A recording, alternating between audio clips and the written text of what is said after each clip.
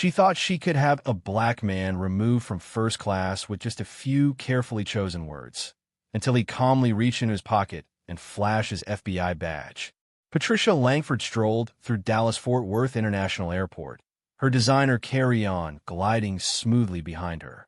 She had taken this flight route countless times before, Dallas to Washington, D.C. First class, the only way she ever traveled. Everything about air travel felt predictable to her. The priority boarding, the complimentary champagne, the hushed conversations between professionals. She expected comfort and exclusivity. So when she approached her row and saw a black man in a crisp navy blue suit already seated beside her, her steps faltered. He had an air of quiet confidence, his laptop open, eyes scanning the screen as if he were reviewing something important. Patricia's lips pressed together. She set her designer tote down with a little too much force and took her seat, barely masking her displeasure. First class wasn't supposed to be like this. The man beside her, Daniel Stokes, barely acknowledged her. He was focused, typing effortlessly, absorbed in his work. The glow from his laptop reflected against his dark skin, highlighting the sharp angles of his face. He had the composure of someone who belonged here. Patricia, however, wasn't convinced. She inhaled sharply through her nose, shifting in her seat. Her purse accidentally nudged his armrest. No reaction. She sat up straighter, glancing around as if expecting a flight attendant to notice this mistake. Then she took it a step further. She leaned slightly toward him, just enough to make her presence known. "Excuse me," she said, her voice carefully polite. "Are you sure you're in the right seat?" Daniel didn't even look up. Yes. That was it. No elaboration, no explanation. She cleared her throat, glancing around again. This time she caught the eye of a flight attendant. Emily Jacobs, a young woman in her early 30s who had been assisting passengers a few rows ahead. Patricia lifted her hand slightly, signaling Emily over.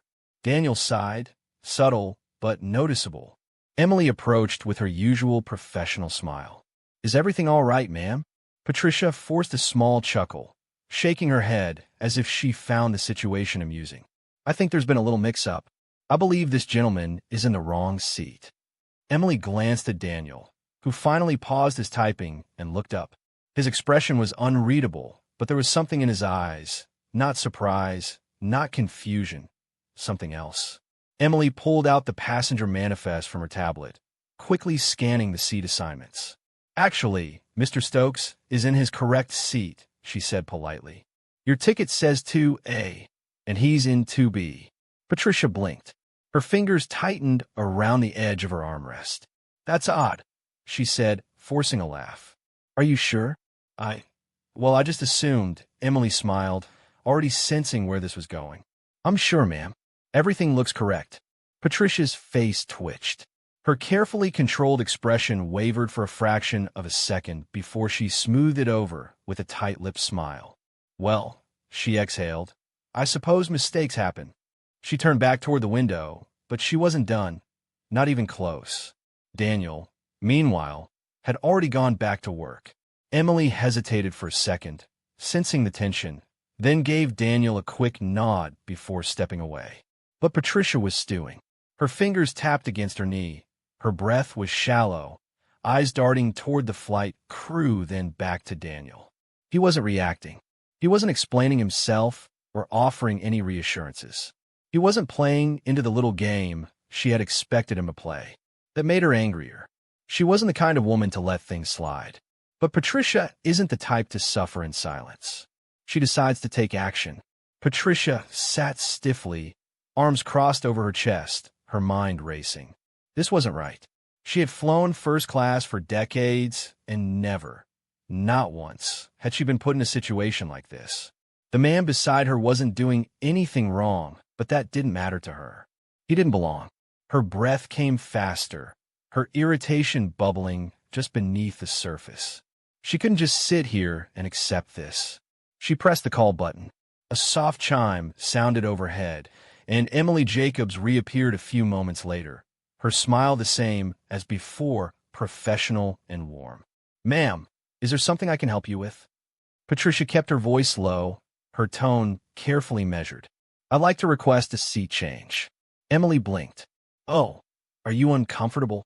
Is there an issue with the seat itself? Patricia hesitated for half a second. She couldn't just say what she was really thinking. Instead, she tilted her head toward Daniel, lowering her voice even further. I don't feel comfortable sitting here, she said, her words slow, deliberate. Emily's smile faltered. I'm sorry to hear that, ma'am. If there's a technical issue with the seat, I'd be happy to know. It's not the seat, Patricia interrupted. She exhaled sharply. I just prefer to sit elsewhere. Emily glanced at Daniel, who had paused his typing again but hadn't said a word. He was listening, waiting, his fingers hovered over the keyboard, his jaw tight. Let me check if there are any open seats, Emily said, tapping her tablet. Just a moment. Patricia sat back, lips pressed into a firm line. Daniel didn't react. He didn't argue, didn't acknowledge her, didn't ask her why she was uncomfortable. That only infuriated her more. A few rows ahead, a man in a blazer turned his head slightly, pretending to check his phone, but clearly listening. Across the aisle, a woman nudged her husband. People were noticing. Emily's fingers moved quickly over the screen. I'm afraid we're at full capacity today, ma'am. There aren't any open first-class seats available. Patricia's stomach clenched. Emily smiled apologetically. Would you like me to check an economy? There might be a seat available there. Patricia's face burned. Economy? As if she would ever. Her voice caught her throat. That's not going to work. Emily's smile didn't waver. In that case, I hope you don't mind staying in your assigned seat. Patricia forced a thin-lipped smile. I suppose I have no choice. Emily nodded. Let me know if you need anything else. She walked away, but Patricia barely noticed. Her ears were ringing. Daniel, still silent, turned back to his laptop and resumed typing. That was it. That was his response. He was just going to pretend she didn't exist. Her fingers curled into fists. This wasn't over. She exhaled sharply and pressed the call button again. This time, Emily hesitated before coming back. Ma'am. Patricia sat up straighter. I need to speak to someone in charge. Emily's face remained neutral. I'm a lead flight attendant on this flight. Is there something I can clarify for you? Patricia's voice sharpened. I need to speak to the head crew member, or the pilot. A murmur spread through the cabin. Someone let out a quiet chuckle. Emily's expression remained professional, but her patience was clearly thinning. Ma'am, the pilot is preparing for takeoff and won't be available. But I'm happy to assist you. Patricia pursed her lips, her jaw tightening. Daniel wasn't reacting. He wasn't nervous, wasn't shifting in discomfort. It was like he had done this dance before. She lowered her voice again. I don't feel safe. That changed everything. Emily's smile dropped. Her body stiffened. Daniel stopped typing. Across the aisle, a middle-aged man wearing a Bluetooth earpiece muttered, Here we go again. Emily straightened up. I'm sorry, ma'am, but can you clarify what you mean? Patricia folded her hands neatly in her lap, tilting her head slightly. I just don't feel comfortable. She hesitated just long enough to imply something without saying it outright. I don't want to be difficult, but I think it would be best if someone else took this seat. Daniel closed his laptop. This time, he looked her directly in the eye, and for the first time, Patricia felt a flicker of uncertainty. But Patricia isn't letting this go, and now she's getting louder. A hush settled over the cabin, the weight of Patricia's words hanging in the air. I don't feel safe. The phrase carried power. It wasn't loud, but it didn't need to be. It was carefully chosen, designed to trigger a response. Emily, still standing beside her, didn't move right away. Her posture stiffened, and her eyes darted toward Daniel, who had now fully closed his laptop, hands resting on top of it. He wasn't smiling. He wasn't frowning. He just stared at Patricia, studying her. Patricia didn't waver. Not yet. Emily exhaled slowly. Ma'am, she said carefully, are you saying you feel threatened? Patricia tilted her head slightly, giving the smallest shrug. I'm not saying that. I just don't feel comfortable, that's all. Across the aisle, the businessman with the Bluetooth scoffed and muttered, Unbelievable. A young woman 3 rows back lifted her phone slightly, pretending to text but clearly recording. A few other passengers whispered among themselves, heads turning in Patricia's direction. Patricia noticed. She could feel the shift. The tide was turning against her. But she wasn't about to back down. "This is a simple request," she continued, feigning politeness. "I'm just asking to be accommodated. If I'm uncomfortable, I should have the right to move seats, shouldn't I?" Emily's jaw tightened. "Ma'am, I already checked, and there are no open first-class seats available." Patricia pressed her lips together. "And coach?" Emily hesitated. "There are 2 open seats in economy." Patricia straightened. "Perfect. You could take one of them." A low ripple of murmurs spread through the cabin. Daniel inhaled deeply, his fingers drumming once on the surface of his laptop before going still. He wasn't arguing, wasn't responding, but he also wasn't moving. Emily blinked, as if replaying Patricia's words in her mind to make sure she heard correctly. "Ma'am," her voice was lower now, firmer. "Just to clarify, you want me to move this passenger to economy because you don't want to sit next to him?" Patricia nodded once, sitting straighter. "Yes." Emily inhaled through her nose. "That won't be happening." Patricia's eyes snapped up. "Excuse me?" Emily folded her hands in front of her, voice unwavering. "Mr. Stokes has a first-class ticket, just like you. He is in his assigned seat. I cannot, and will not, ask him to move." Patricia's face flushed. She was losing control of the situation. Passengers were staring openly now, some whispering, some shaking their heads. The young woman with the phone was still recording. Patricia felt her stomach twist. "This is ridiculous," she hissed. "I'm simply asking for the same courtesy that would be extended to anyone else who feels uncomfortable." Emily didn't budge. "You are asking me to remove a paying passenger from his assigned first-class seat and relocate him to economy for no valid reason. That is not an accommodation. That is discrimination." A sharp silence followed. Someone let out a low whistle. Daniel hadn't moved, hadn't said a word. He just watched Patricia, waiting. Patricia's pulse pounded in her ears. This wasn't how it was supposed to go. Emily squared her shoulders. "Ma'am, we're about a taxi. If you cannot remain seated and follow flight crew instructions, I will have to ask you to deplane." Patricia's stomach dropped. "What?" Emily's tone remained professional but firm. "You have 2 options. Stay in your seat quietly, or you can deplane." But Mr. Stokes is not moving. A few passengers clapped softly. Patricia felt humiliation rise in her chest. This wasn't how things were supposed to work. She wasn't supposed to be the one getting reprimanded.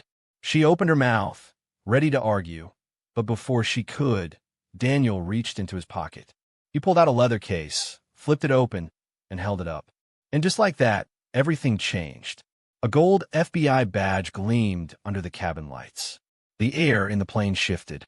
Patricia's entire body went rigid. Passengers gasped. A few even chuckled. The young woman recording? She zoomed in immediately. Daniel's voice was calm, even unreadable. "Ma'am," he said smoothly, tilting his head, "would you like to file an official complaint? I can take your statement right now." Patricia's breath hitched. She couldn't speak. Daniel didn't move, didn't blink. He just waited. And for the first time, Patricia felt truly trapped. But Patricia isn't just embarrassed. She's about to face real consequences. The silence in the cabin was thick, stretching uncomfortably between Patricia and Daniel. His FBI badge glinted under the overhead lights, the gold emblem unmistakable. It was the kind of thing you couldn't unsee, the kind of revelation that shifts the entire room. Passengers who had been whispering moments ago were now staring openly, some smirking, others wide-eyed. Patricia's mouth went dry. Her brain scrambled for an explanation, an excuse, a way out. This wasn't supposed to happen. The man she had tried to have removed from the plane, the man she implied was a threat, was federal law enforcement. Her throat tightened. Daniel's expression hadn't changed. He wasn't smiling or gloating. He just sat there, badge in one hand, eyes locked onto hers, waiting. His voice was steady, level, unreadable. "Would you like to file an official complaint, ma'am?" The words hung in the air like a loaded gun. Patricia's body fell frozen, heat creeping up her neck. She tried to speak, but all that came out was a faint, strangled, I. Daniel tilted his head slightly.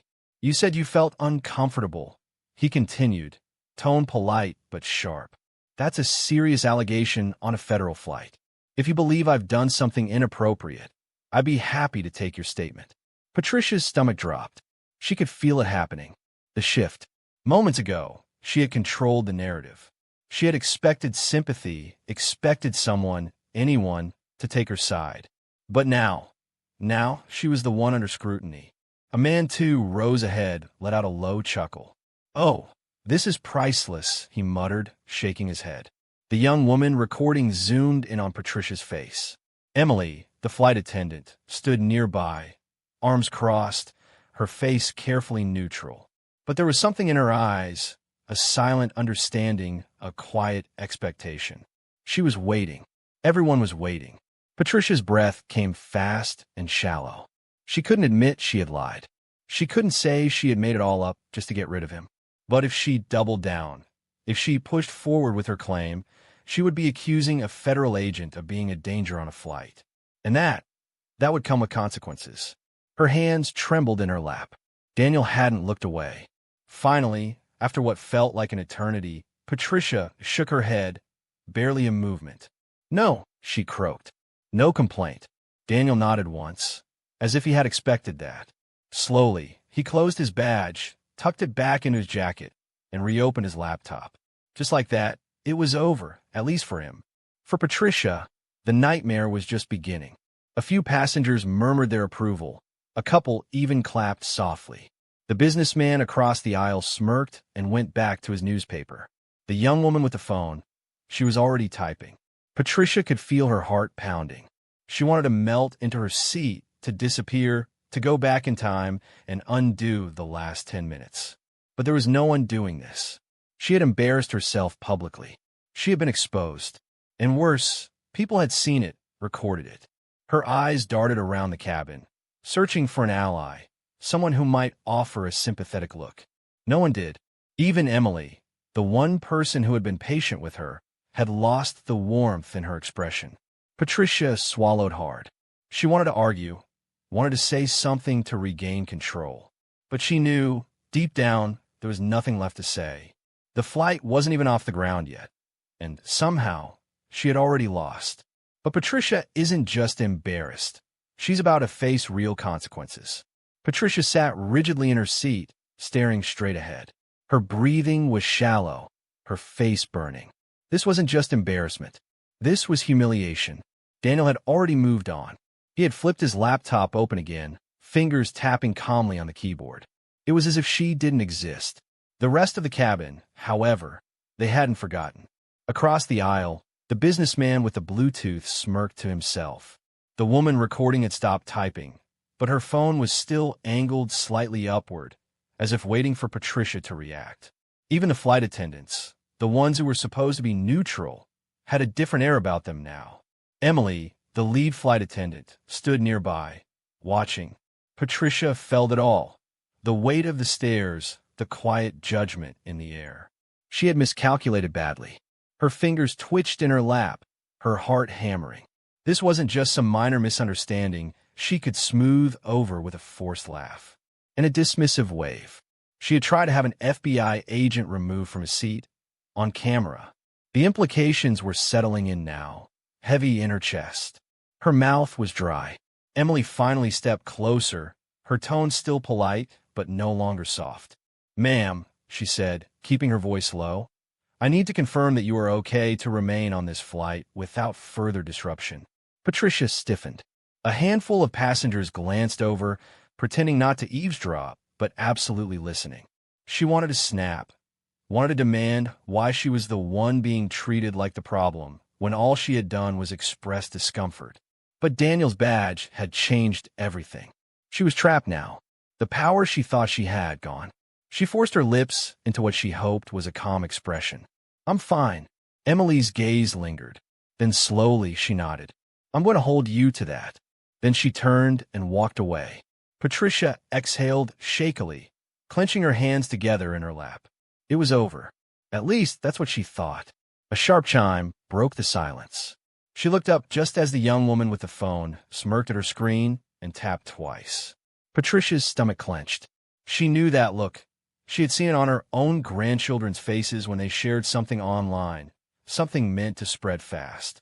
Her fingers tightened around the armrest. She turned slightly, heart pounding, and stole a glance at the woman's screen. The video was already uploaded. Patricia felt like the air had been knocked from her lungs. The caption was simple. Racist woman tries to remove black man from first class, then learns he's FBI. Patricia's hands went cold. The flight wasn't even in the air yet, and somehow she had already lost. And if it was already online, that meant there was no stopping what came next. She turned her head forward again, trying to steady her breathing, trying to convince herself that maybe it wouldn't be so bad. Maybe no one would care. Maybe it wouldn't spread. Maybe her phone vibrated in her purse. Once, twice, a third time. Patricia's chest tightened. She didn't want to look. She didn't want to know. But her hands moved on their own, digging into her bag, fingers wrapping around the device. She pulled it out, and her stomach dropped. Text messages from acquaintances, from family, from people she hadn't heard from in months. Each one was a variation of the same question. Patricia, is this you? Just saw a video. Tell me this isn't real. Oh my God, what did you do? Her heartbeat roared in her ears. She swiped open her browser with trembling hands and tapped on Twitter. It took less than a second. Her name was already trending. The video had been uploaded less than 5 minutes ago, and yet it had already been viewed over 20,000 times. In the comments, they were pouring in. Patricia's vision blurred as she read the first few. Karma is real. This lady really thought she could get away with it. Hope she enjoys the internet roasting she's about to get. Patricia's breath hitched. Her world wasn't just collapsing, it was burning. And for the first time, Patricia realized there was no coming back from this. But what happens after the flight lands is beyond Patricia's worst fears. Patricia gripped her phone so tightly that her knuckles turned white. The cabin noise faded into the background, drowned out by the pounding of her own pulse. She could barely breathe. The video was still spreading, the view count ticking higher every time she refreshed. 30,000 views, 42,000, 61,000. It wasn't slowing down. She blinked rapidly, her mind scrambling for an escape, a way to stop this before it was too late. But it was too late. She swiped down, reading more comments. Imagine being this entitled. LM, oh, she really thought she was going to get away with it. The FBI part made my whole day. Instant karma. Expose her. Name. We need to know who she is. Her chest tightened. She glanced around the cabin as if searching for a way to reverse time, but nobody was looking at her anymore. They didn't need to. They had seen enough. She shifted in her seat, her whole body rigid. Daniel, still beside her, hadn't moved. His fingers tapped lightly on his laptop keyboard. If he was aware of the video, he didn't show it. He didn't care, and that somehow made it worse. Patricia's phone buzzed again. She flinched, then looked down. Her sister.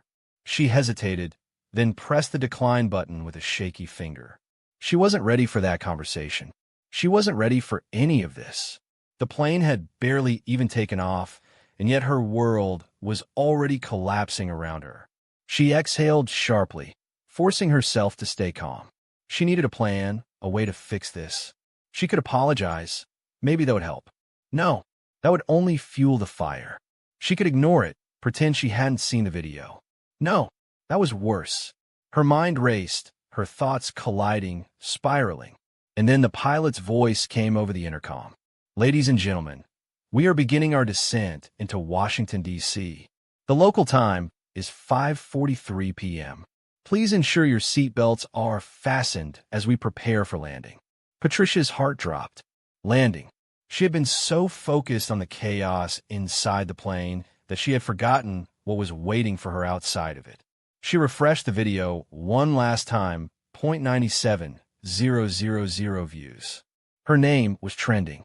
Her hands shook as she stuffed her phone back in her bag, trying to convince herself that she could still get ahead of this. That maybe, just maybe, it wouldn't be as bad as she thought. But Patricia still hopes the storm will pass. Until she turns on the news. Patricia practically bolted off the plane the second the doors opened. She ignored the side glances, the quiet chuckles, the unspoken judgment hanging in the air. She just needed to get out. But as she hurried into Reagan National Airport, her pulse skipped at what she saw waiting near baggage claim. A cluster of reporters. Not a huge crowd. Not yet, but enough. A woman in a navy blazer held a microphone near her lips, reading from her phone as a cameraman filmed her. The now viral video shows an unidentified woman attempting to have an FBI agent removed from first class, citing discomfort. The clip has gained over 1 million views in just a few hours. Patricia stopped breathing. 1 million. That was impossible. She turned her head quickly, praying they hadn't seen her. But one of the reporters locked eyes with her. The woman's face lit up. Wait, that's her. Patricia spun on her heel, panic spiking in her chest. She could not be seen like this. She moved fast, her heels clicking sharply against the tile floor. She needed to get to the exit now, but her phone buzzed violently in her purse. Texts, missed calls, alerts. She couldn't outrun it. She shoved past a group of travelers, her breath short, her hands clammy. She barely made it to the curb before her name was shouted behind her. "Miss Langford, do you have a response to the video?" She winced. She hadn't even realized her name had been released yet. A taxi slowed near the curb, and she nearly threw herself into the back seat. "Go," she snapped at the driver. "Now." He raised an eyebrow, but pulled away from the curb without a word. Patricia pressed her hands to her temples, eyes squeezed shut. 1 million views. Her stomach churned. She had built her whole life on careful reputation management, a good image, a respected name. And in a single afternoon, it was gone. Her phone vibrated again. This time it was a number she didn't recognize. She stared at it, heart hammering. Then, just before it went to voicemail, she swiped to answer. "Hello." A brief silence. Then a clipped voice. "Miss Langford, this is James Rollins, chair of the Marston Foundation. I assume you're aware of the situation." Patricia's mouth went dry. She had been on the Marston Foundation board for years, a charity that prided itself on its progressive image, inclusivity, and ethical leadership. And she already knew what this call was about. She swallowed. "James, we're going to need you to step down," he interrupted immediately. Patricia stared blankly ahead. It wasn't a request. It was an order. Her pulse drummed in her ears. But this is being taken out of context. "The board disagrees." His voice was flat, final. "We'll issue a public statement by morning. We expect your resignation by then." A sharp beep. He had hung up. Patricia lowered the phone slowly. Her career was over. Her reputation was gone. And the worst part, no one cared about her explanation. They had seen the video, and the video was enough. She let out a shaky breath. This wasn't something she could control. This was something she had done to herself, and now she had to live with it. Meanwhile, Daniel Stokes hadn't even spared her another thought. By now, he was probably in a meeting, completely unbothered, his life untouched. Because for him, this had been just another Tuesday. If this story made you think, don't forget to subscribe for more gripping real-life scenarios.